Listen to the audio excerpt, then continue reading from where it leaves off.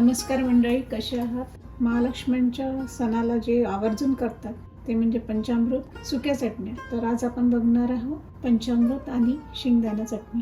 चला आता आपण कृतीकडे वळूया. मी हे पॅन तापत ठेवलं होतं. आपण याच्यामध्ये थोडं तेल घालून घेऊया. जिरं तडतडलं की यामध्ये कढीपत्ता टाकून घ्यायचा.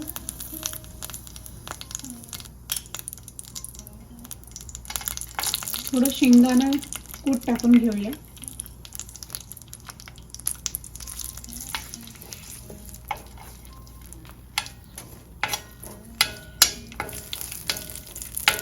नंतर यामध्ये थोडा खोबऱ्याचा किस आणि खोबरं थोडं घालून घेऊया.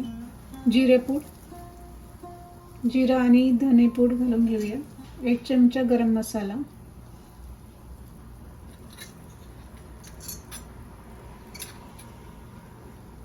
तिखट, हळद, मीठ चवीनुसार. हे मिश्रण जरा चांगलं मिक्स करून घेऊया. आता याच्यामध्ये आपण घालूया चिंचेचा कोळ.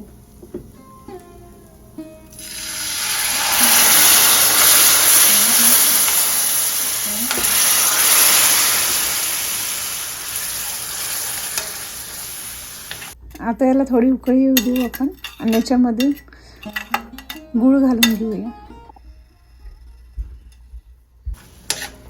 5 मिनिटं आपण त्याला थोडं शिजू देऊया. आणि आपलं सगळ्यांना आवडणारं चटपटीत असं पंचामृत रेडी.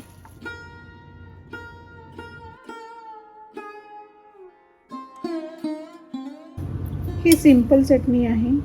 आपण नेहमी बनवतो ती, ज्याच्यामध्ये आपण लसूण टाकतो. लसूण घालून शेंगदाणे चटणी बनवतो, पण महालक्ष्म्यांना किंवा देवाला नैवेद्याला लसूण चालत नाही. त्यामुळे आपण याच्यामध्ये फक्त थोडंसं शेंगदाणा कूट, तिखट घालायचं आणि मीठ.